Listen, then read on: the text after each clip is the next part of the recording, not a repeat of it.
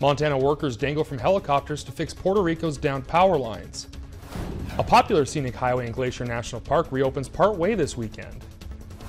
And Missoula firefighters flip pancakes instead of hoses at the homecoming Pancake Breakfast. Powered by the Montana Television Network. This is the 10 o'clock news on KPAX, Montana's news leader. Good evening and thanks for joining us. I'm Don Fisher. Jill and Dennis are off tonight. Power workers with no fear of heights are being hoisted up by helicopters in the mountains of Puerto Rico to repair transmission lines devastated when Hurricane Maria hit more than a month ago. About 300 are in Puerto Rico already and 700 more are on the way. Contracted by a family-based company in the Flathead Valley, Andrew Tekminski, the CEO of Whitefish Energy, says his workers and contractors have the skills needed to get the island back online. CNN's Bill Weir reports. The excited scramble for a single bag of ice is proof that potable water and power are still elusive luxuries over a month after Maria, which puts enormous pressure on the men paid to electrify Puerto Rico. There are countless hospitals, dialysis centers, homes depending on power that runs through those lines over there. That's the artery, the main spinal column of the power system. Maria devastated it, crushed it. So how do you fix it? Well, you get guys like Troy and Nick, guys who aren't afraid of heights, and you send them up to heal the lines. They are journeyman linemen contracted by Whitefish Energy, a small 2-year-old company out of Montana. It raised a lot of eyebrows when they were given a $300 million contract without any input from the Army Corps of Engineers. You know, the headline down here for a couple of days was, how the hell did you get this contract? You're a brand new company, right? We've been around for a few years, and you know, we specialize in difficult and mountainous terrain projects, so all I can say is we took the call and we're here. They called you? We called each other. He struck a deal with Trippe, the publicly owned utility notorious for high prices, rolling blackouts, and a $9 billion debt.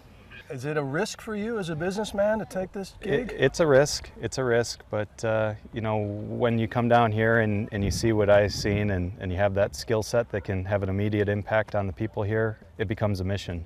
So not just a job. It's not a job. No, it became a mission. How long before juice is flowing through these? It's a good question. We hope to have this line back up in the next 3 to 4 days. The governor is promising 95% power back by Christmas? Yeah. Is that reasonable? Is that a fantasy? It's going to take a lot of people to reach that deadline. A lot more people. A lot more than we have here today. Yeah. Whitefish says they have 300 linemen on the island with another 700 on the way, while they wait for 100 bucket trucks and bulldozers still stuck in Florida ports. Thank you. You're welcome. So it is anyone's guess as to when they'll have the lights back on in La Perla. Until then, there is little to do but take care of each other. The kids with no school, the elderly with no hospital, and they clean up just in case the tourists ever decide to come back. And for an extended version of this story, please visit our website at kpax.com. Turning now to our local weather, we're in for a cold and wet weekend. For more on what to expect, let's check in with Chief Meteorologist Aaron Yost. Aaron? Exactly, Don. We sort of saw system number 1 out of 2 move in today. That brought some higher elevation snow and some valley rain, even a rain-snow mix at times. But we've got a second bigger push set to move in tomorrow evening, throughout the day on Sunday, lingering into early Monday. Now, this is what a lot of us experienced today. The low clouds, a view from our First Security Bank ICAM in Hamilton. A lot of that precipitation is sort of come and gone. We're seeing lingering moisture from, again, cold front number 1, but we do have that second one set to move in tomorrow afternoon. If you have any outdoor plans this weekend that you need to get done, tomorrow, the first half of the day, is going to be your best bet to get outside for some slightly dry conditions. I've got the full forecast on the way. All right, thank you, Aaron. Late last night, Montana's Commissioner for Political Practices found evidence to suggest that the Lisa Trippe for Mayor campaign violated Montana campaign finance laws. Violations included filing incomplete and inaccurate campaign finance reports. The Missoula mayor candidate says she and her campaign are working hard to resolve this issue and address the reasons why it happened. In a written statement, Trippe said, quote, "Since I am beginning the process today, I don't have comments on the specifics of the report. I am ready to make things right. It is a confusing process, but I am working as quickly as I can to resolve it." The next step is for the Office of Political Practices to determine whether or not a fine will be imposed or charges will be filed against the campaign. Trippe is running against incumbent Missoula Mayor John Engen in the November 7th election. There's good news if you're hoping to get a visit to Glacier National Park in this fall. One of the park's most scenic alpine highways will partially be reopened this weekend. The Going to the Sun Road will reopen to avalanche from the west entrance by noon tomorrow. The road is currently accessible on the east side from the St. Mary entrance to Rising Sun.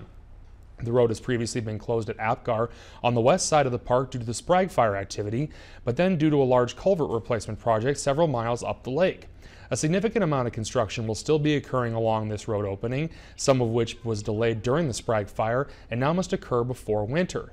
Visitors can expect intermittent one-lane traffic and delays between Apgar and Avalanche. And in Lake County, the great need for more jail capacity has the sheriff's office coming up with creative ways to meet the need.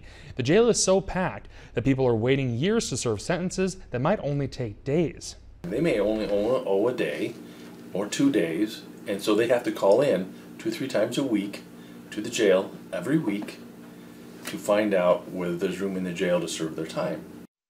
There are less than 50 beds in the jail, and the sheriff says those are typically filled with violent offenders and people with more serious charges. They came up with a program that is utilizing a Montana law to help people get their time served and over with. People with nonviolent misdemeanors can work an 8-hour day doing community service, which equals 1 full day of jail time. They've been doing it for a few months now, and the sheriff says the program has been very well received. Salute the Badge is brought to you by Montana Railing, supporting the Main Street of Montana for 30 years. Some say there's nothing like a stack of pancakes for comfort food on a chilly Montana morning. And for Missoula firefighters, it was griddles and gear this past week as they continued the fairly new tradition of throwing a free breakfast on Homecoming Saturday. Here's Dennis Bragg. 2017 has really been the year to say thanks to all our firefighters, but this year it was the firefighters' turn to say thank you to the community as the welcome sign went up at Missoula Fire Department Station 2 for a Homecoming Saturday pancake breakfast. Yeah, just an opportunity to open the doors for people to come in and see their neighborhood fire department and let the kids come in and take a look at take a look at the building and the apparatuses that are here, and really just a chance to interact with our firefighters and see the men and women of the fire service, serving our community. And the smiles were everywhere as little firefighters got a chance to clamber around the engines and imagine they were in full-scale response to that 3-alarm fire across town.